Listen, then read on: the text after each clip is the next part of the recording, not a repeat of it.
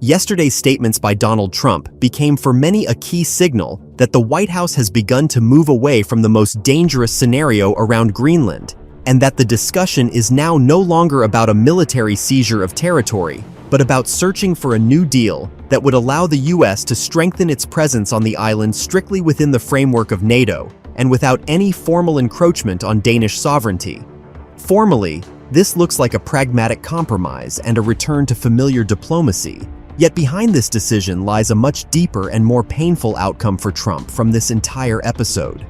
In essence, the US president has lost, not in a military sense, but in a political and strategic one, by creating unprecedented noise around Greenland, provoking a crisis of trust within the Western world, and calling into question the very foundations of allied relations.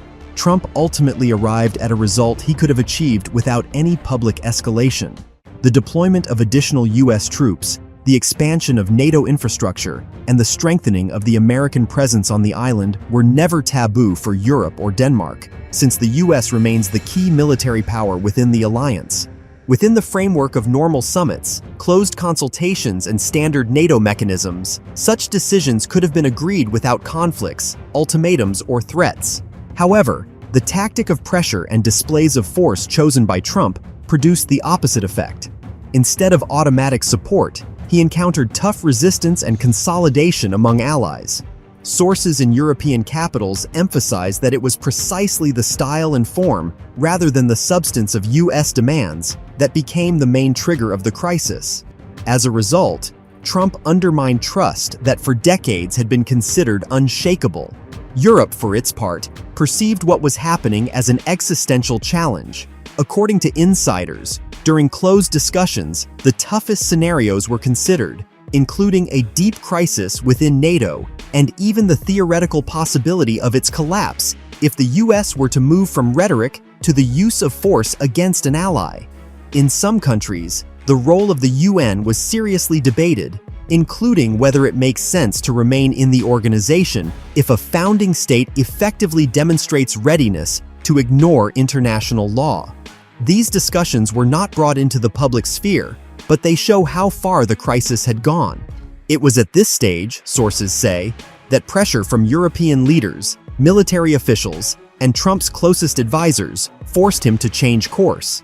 He was effectively stopped, made to understand that further escalation would lead not to a strengthening of US positions, but to a strategic catastrophe, conflict with its own allies, an economic blow to American companies, and a sharp strengthening of China against the backdrop of a weakening transatlantic unity.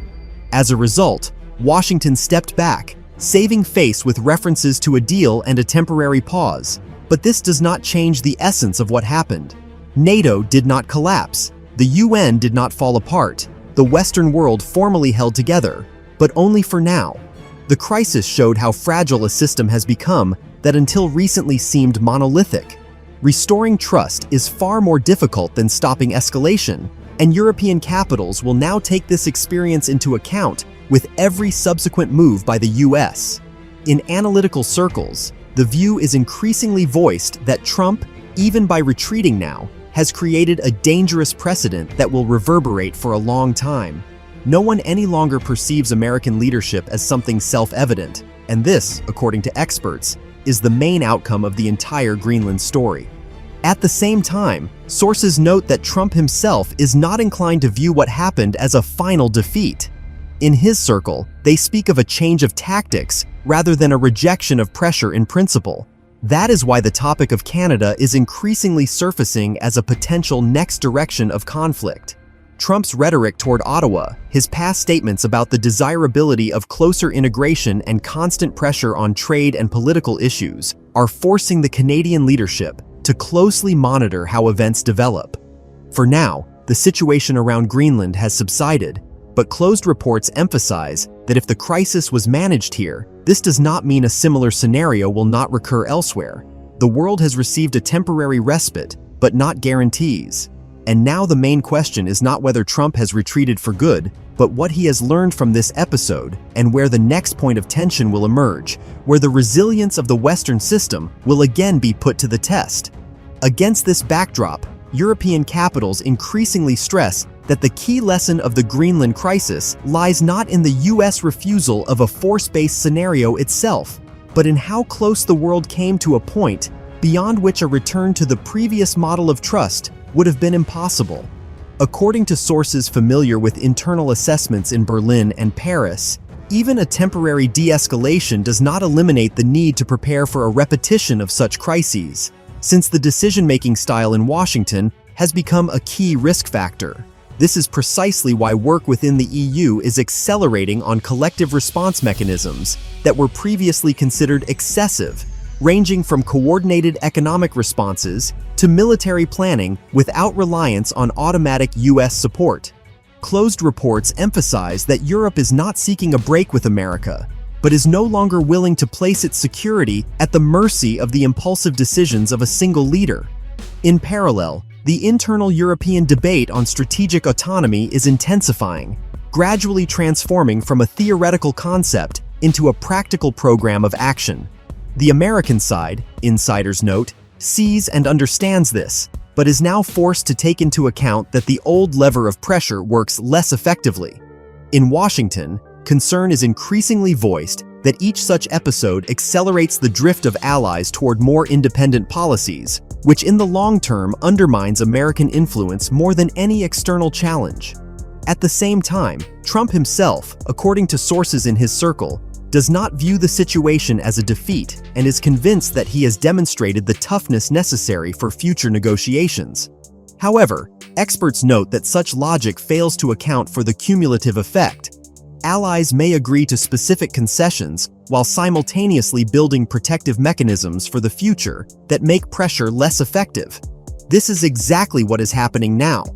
In Europe, it is increasingly said that the Greenland crisis became a moment of coming of age, when illusions about the unconditional predictability of the US finally dissipated. For NATO, this means the beginning of a more complex phase, where formal unity will be preserved, but internal balances will become far more delicate.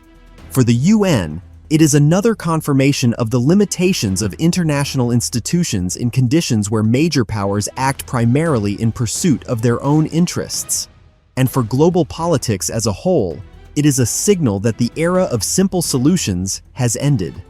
Against this background, attention is increasingly shifting to Canada, which, according to analysts, could become the next arena of tension, not because of territorial issues, but because of the symbolic significance of its relationship with the US.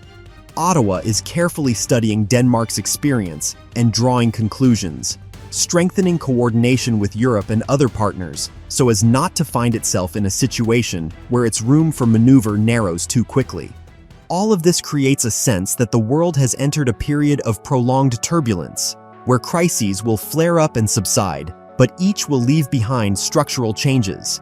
The Greenland episode showed that even a temporary retreat from confrontation does not restore the status quo, but merely fixes new boundaries of what is acceptable.